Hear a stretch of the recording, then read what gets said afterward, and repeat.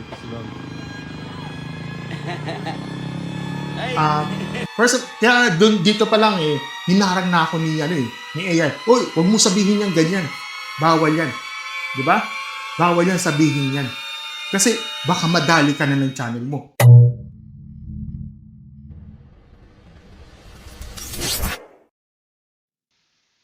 Hello mga stories, welcome back sa isa namang random reaction video sa ating channel My Stories. Ako pala si Mikey, no? At ngayon, pag-usapan, ba't galit pa.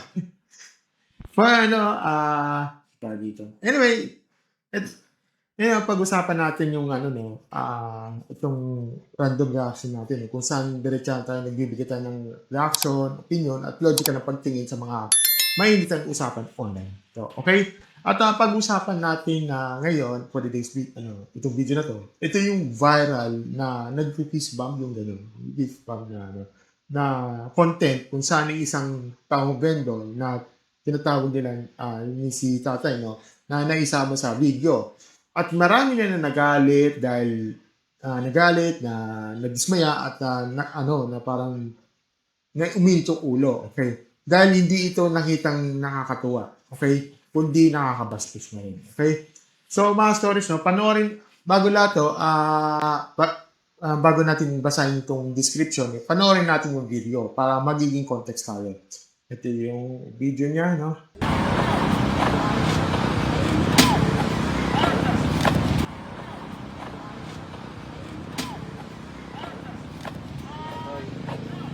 Ay, Islam.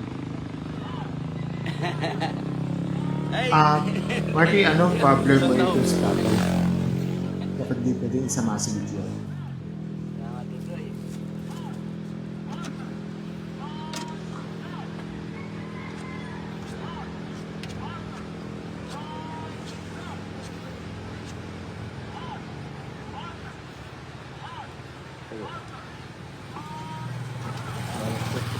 Nakakatuloy yan. Bilang kita. Gusto lang ko yun.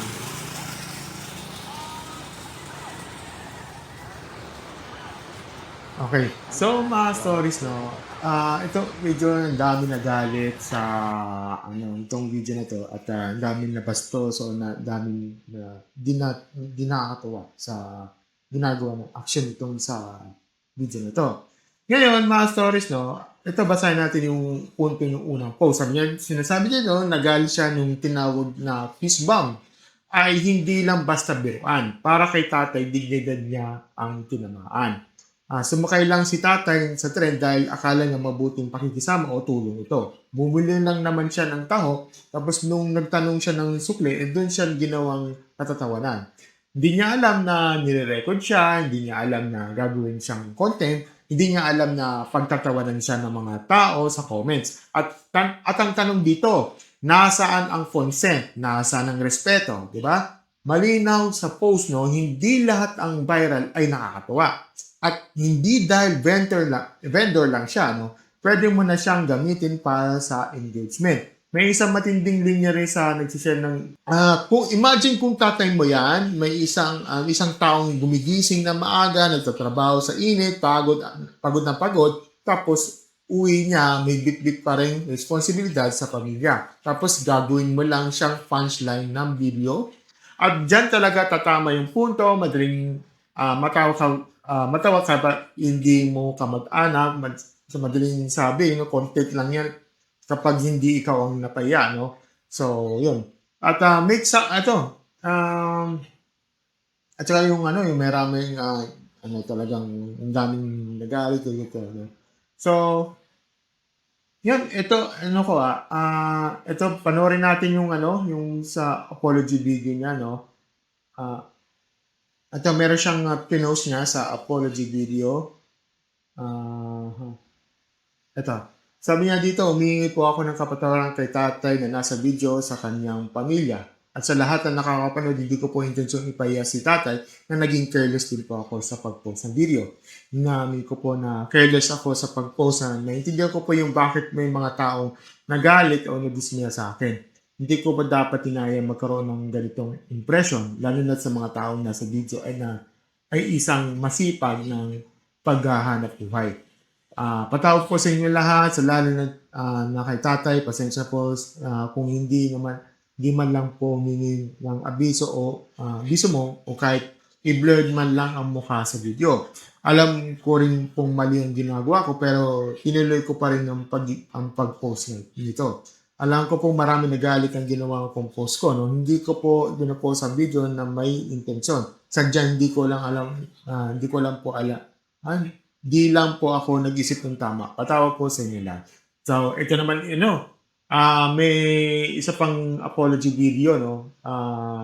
But first, no, basahin natin yung description. Sabi niya, yo mga kabisbang, ito po ay simpleng public apology ulit kay tatay sa mga family na maraming salamat po sa kanila na nakapag-usap na maayos at sa ngayon, no, okay na. Sa mga di pa rin titigil sa issue, bahala na kayo, sa inyo na yan. Sa akin ay okay na kami. Wala na dapat intindihin sa mga basher. Love you all, basher. Okay. Ito yung public apology video. Nga guys, bago ako magsimula, gusto magpasalamat sa barangay ng Burabod at sa lalo na doon sa kapitan nila. Dahil sa kanila nagkaayos kami ni tatay, tapos doon sa brigada na din, salamat. And guys, okay na kami ni tatay na dahil doon napag-usapan na namin yung lahat na mga nangyayari. Pasensya na din sa pamilya ni tatay at sa mga naapektuhan. Sa mga pamilya ko din naapektuhan pero laban lang. Yung pangyayaring yun guys, Binispam mo nga di ba? lesson learned na yun sa akin, sa inyo. Huwag nyo na pong ikalat yung mga video at masyado nang lumalawak yung mga naguguluhan. Ngayon guys, okay na kami kaya wala na. Yan. Kahit sabihin mo, delete mo, makakalit din yung mga video mo. Ano ba? Yung pagbabanta niyo sa akin guys, itigil nyo na yan at okay naman na kami. Di matitigil yan, kuya? Di matitigil yan. Kakalat yan. Permanent yan eh. Mapasama palalo kahit okay na. Pa-count na yon yung Mark Harris dump. Di po sa akin yun. Trace ka namin. Kasi di naman ako yan. Manda ka. Salamat okay. sa mga barkada ko nagtutulong sa So, akin. hindi siya, Sinasamahan ako sa gantong bagay. Hindi ko sila makakalimutan. Salamat sa inyo. sige, I think yun lang. Stop mo na, Marky. Yun lang. Hindi ko na pwedeng yun. Iba ng usapan yan. Okay, so, ito ang aking reaction ko dito. Okay? At sa opinion ko. Ito, diretsa na tayo. Okay? Unang-una, hindi sapat yung naging careless ka, no? Hindi naman isang pindot lang nang nangyari dito. Sunod-sunod yan, desisyon. Nirecord mo, tinuloy mo, in-upload mo. Hindi mo blur yung muka o even yung katawan di ba? At base sa mga screenshot sa mga comments, mukhang natutuwa ka pa sa reaction ng mga tao. Kasi kapag may mga comment parang grabe tawo ko dyan o yung pagbanggit na nanghingi pa ng sukli, huwag mong sabihin na hindi mong nakita yung bigat na nangyari. Kasi jump pa lang mga stories, jump pa lang, lumalabas na yung totoong tone. Hindi yan tone ng taong nabigla na may napahiya. Tone yan ng taong natuwa dahil may naging viral. At dyan ako hindi basta naniniwala sa palusot na wala akong intensyon. Kasi minsan mga stories, hindi mo sabihin ng diretsan, yung kilos mo na nagsasabi kung ano talaga ang nasa utak mo nun. Pangalawa, tama yung nagsasabi na hindi porket simple ang pamumuhay ng tao, pwede mo na siyang gawing katatawanan para sa views. Ito yung isa sa mga pinakapangit na ugali sa social media ngayon. Yung akala ng iba kapag ordinary tao lang, kapag vendor lang, kapag hindi kilala, mas madali silang gawing content. Mali yun. Mali yan. Ang taong marangal na naghahanap buhay, hindi prop, no? Hindi prop para sa engagement. Hindi siya accessories ng prank. At lalo hindi siya punchline ng video mo. Pangatlo, usapan natin yung apology mo sa post mo at saka sa video mo. Yung sa written apology, kahit papaano may pag-amin. Inamin mo na hindi siya humingi ng abiso, inamin na hindi siya blur yung mukha, inamin na mali ang ginawa, okay, dapat talaga yon. Okay. Nasa accountability. Pero ang sunod na public apology video, doon ako nagkaroon ng alanganin. Kasi parang hindi buong buo yung accountability. Parang may halong damage control, di ba? May halong paghuhupa sa issue at may halong pagpapalabas na dahil okay na kami. Dahil dapat tumahimik ka lang, dapat tumahimik na rin lang lahat eh. Nilinawan natin to Nilinawan natin to.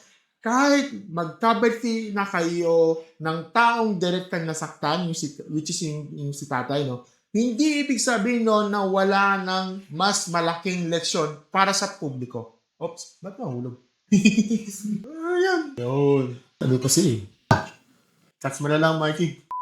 Pero yung sa public apology video, doon ako nagkaroon ng alanganin. Kasi parang hindi buong buo yung accountability. Parang may halong damage control. May halong paghuhupa sa issue, may halong pagpapalabas na dahil okay na kami, dapat tumahimik na rin ng lahat. Yan. Kasi ito, linawin natin, kahit magkapati kayo ng direktang nasaktan, hindi ibig sabihin nun wala ng mas malaking leksyon para sa publiko. Kasi hindi lang ito tungkol sa inyo dalawa. Tungkol din ito sa klaseng content na nila-normalize online. Sa totoo lang, okay? Sa totoo lang, kung talagang seryoso ang paghingi ng paumanhin, hindi mo na dapat ihalo ang pagpababango ng sarili. Ang pagpapakita ng mga tropa o yung parang may angas pa sa dulo. Kasi ang tunay na apology nakafocus sa nasaktan, hindi sa image ng nagkamali. Pangapat, may isang mas malaking punto rito, yung kultura mismo ng content creation. Napakaraming gustong maging vlogger, content creator, o online personality, no? Pero hindi nila naiintindihan na ang camera hindi lisensya para bawasan ng dignidad ng iba. Sa totoo lang mga stories, so kahit sa mga basic vlogging courses o mga pangunahing aral sa content creation, no, ilalagay ko sa description, no, malinaw naman ang mga pundasyon, okay? Hindi lang lahat marunong kang humawak ng camera. Hindi lang dapat marunong kang mag-edit. Hindi lang dapat alam mo kung paano magpalaki ng followers. Dapat may judgment ka. Dapat marunong kang kumilala kung ang ginagawa mo ba ay entertaining o nangihiya na. Diba? Dapat alam mo rin ang engaging content hindi nakabase sa pagbaba ng pagkatao ng iba. Mga stories, bibigyan kita ng example yan. Kung bakit na minsan na kasi yung as a content creator, nagbago na sa akin. Papakita ko sa inyo, no, na muntikan na rin ako madali dito. Okay, yung katulad yung kay Kuya, no, na, karoon backlash din yan. At muntikan na ako nagkaroon ng ganito. This is example ito. Papakita ko sa inyo, itong same thought yun, na muntikan na ako. Okay? Dito pa lang kasi thank you talaga sa, sa AI na to. Okay, sa AI na-emphasize sa akin. Kaya malaking tulong sa akin, okay? Kasi tool naman siya.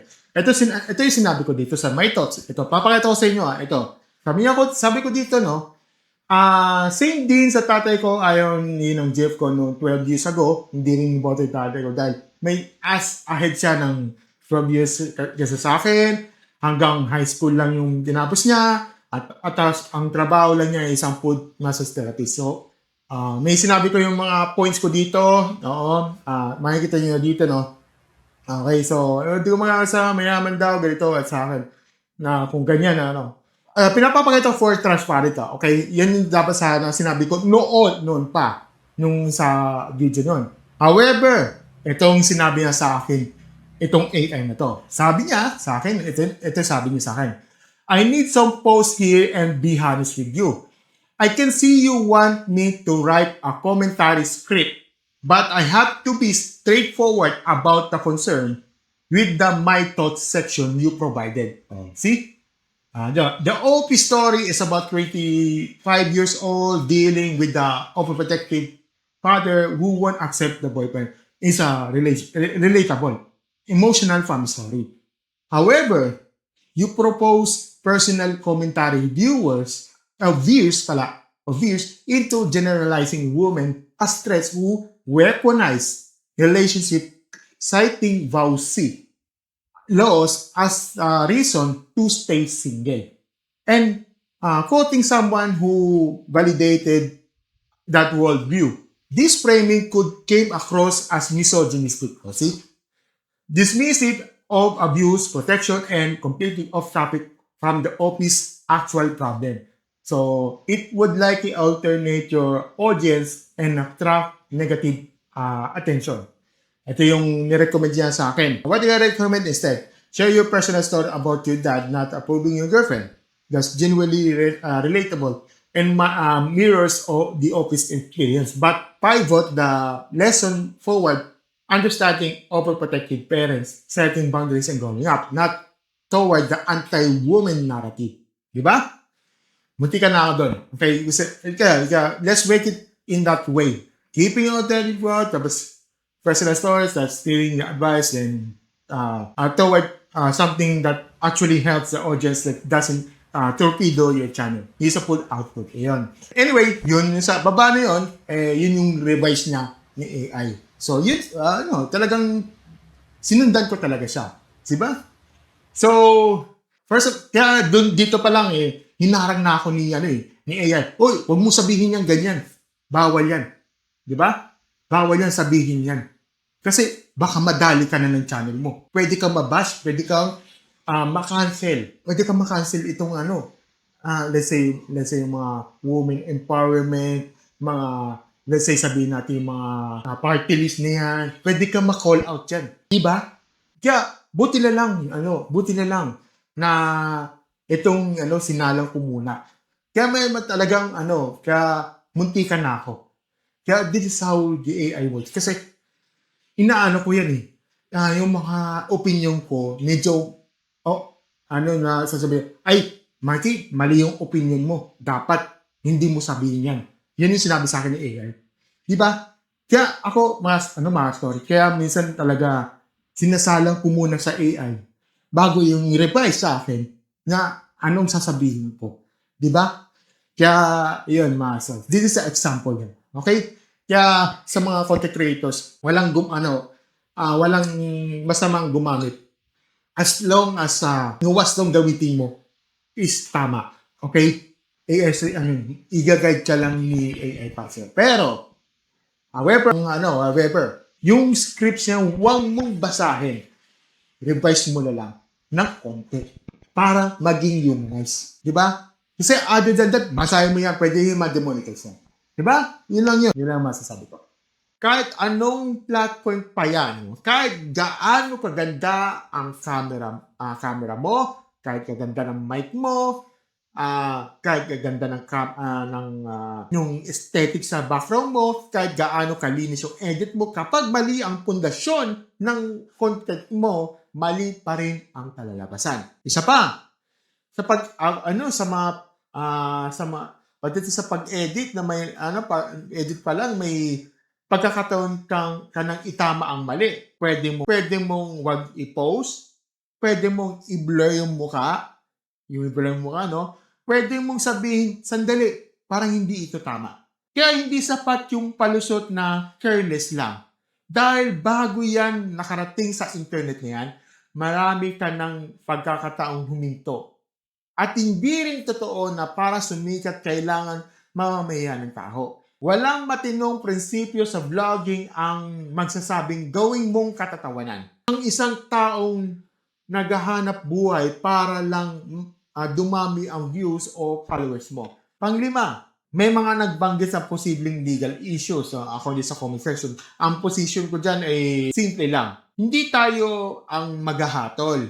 Hindi comment section ang korte. Pero hindi rin tayo nagpapanggap na walang pwedeng pananagutan sa pagkuha ng pagkalat ng video ng walang paintulot, lalo na kung may public humiliation. Kung may dapat tumingin dyan, yung tamang otoridad o gumawa noon. Hindi dapat hindi dapat ang itago sa lahat ng salitang prank na parang sapat na palusot na yon ay para mawala ang mali. Paanim. Para sa mga para sa mga nagsisimula pa lang sa paggawa ng content, ito yung diretsang ko payo. Una, huwag mong gawing shortcut ang panghihiya. Pangalawa, kung may duda ka sa video, huwag mo lang i-post. Pangatlo, kapag random person na nasa content mo, tanungin mo yung sarili mo kung ako ba ako ito o kung magulang ko ito o papayag ba ako, 'di ba? Pangapat, kung hindi lahat ng bar ay dapat kinahabol. At saka panglima, kung mag-a-apologize ka, siguraduhin mong hindi lang yan para maibalik ang image mo. Dapat para talagang tanggapin ang mali at tama ang pag-ugali. So, mga stories, hindi ito usaping sobrang sensitive lang ang mga tao. At hindi rin ito yung tinatawag lang na bashing para makaiwas sa pananagutan. Ang totoong issue ay simple lang. May taong naghahanap buhay ng marangal. May isang taong ginagawang content ang sitwasyon niya. At nung napansin na publiko na mali, doon lang nagkaroon ng tunay na pag-urong. Kaya para sa akin, hindi sapat ang lesson learned kung hindi talaga nabago yung pananaw mo sa kung ano ang tamang content. Dahil ang tunay na leksyon dito ay hindi lang mag-ingat na ako next time. Dahil ang tunay na leksyon dito, hindi lang mag-iingat na lang ako next time. Ang tunay na leksyon ito, hindi mo kailangan mangbastos para makagawa ng nakakaaliw na video. Hindi mo kailangan gawing katatawanan ang marangal na pagkatrabaho. At hindi mo kailangan manlamang ng tao walang kaalam-alam para lang may post. Kung gusto mo maging vlogger, maging malikhain ka. Hindi mapanlamang, maging matalino ka, hindi mapanghiya, hindi maging responsable ka, at saka hindi ka reckless. Dahil sa uli mga stories, ang tunay na sukatan na maayos na content creator, hindi kung gaano karami yung views mo, kundi kung paano mo tinatrato ang mga taong nadadaanan mo habang gumagawa ka ng content. Kayo mga stories, sa tingin nyo ba, sapat ba ang apology kung nakaayos na sila ng taong direktang nasaktan? O dapat ba magkaroon ng mas malinaw na limit sa mga prank o public content lalo na kapag ordinaryo mamamayan ang kinukunan? Comment down below at babasahin natin yan. Kung gusto nyo mga ganitong opinionated, logical, plot-twist, stage report, commentary videos, don't forget to like, share, subscribe sa ating channel, and click the notification button sa ating baba. And be part of the Castores membership plan for as low as 39 pesos a month. Early videos, fresh from the rendering video, meron ding 159 a month, and 399 pesos a month. Ito yung mga exclusive videos ko para sa mga Castores membership ko. As always, mga stories, thank you, and have a good night, stories. Bye!